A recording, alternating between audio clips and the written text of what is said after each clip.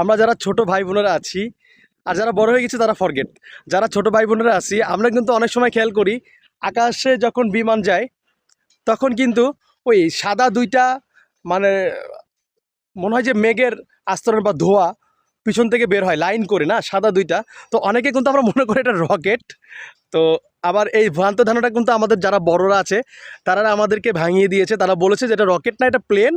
প্লেনের যে বাতাসটা আছে, যে ধোঁয়াটা আছে সেটা নাকি এভাবে দেখা যায়। তো আমি আজকে একটা মজার তথ্য তোমাদেরকে জানাবো যে এই দুইটা সাদা দাগটা কেন হয়। আসলে এই দুইটা দাগ হয় একটা বৈজ্ঞানিক কারণে, আর বৈজ্ঞানিক যে যুক্তিটা আছে সেটা তোমাদেরকে জানাচ্ছি। এটার একমাত্র কারণ হলো বিমান থেকে যে ধোঁয়াটা বের হয় মানে জ্বালানির যে ধোঁয়াটা সেটা কিন্তু প্রচুর গরম থাকে।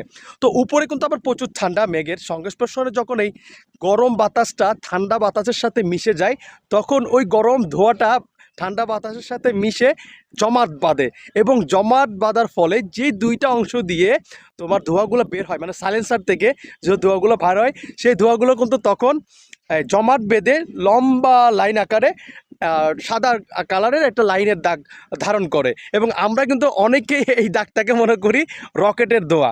সো তোমরা এতদিন যারা জানতে না, স্পেশালি যারা ছোটরা আছো আমার ভিডিওতে এই মুহূর্তে দেখছো, তাদেরকে বলবো অন্তত তোমরা এই জিনিসটা জানলে আমার ভিডিওর মাধ্যমে, এবং কেমন লাগছে অবশ্যই আমাকে কমেন্ট করে জানাবে। ধন্যবাদ।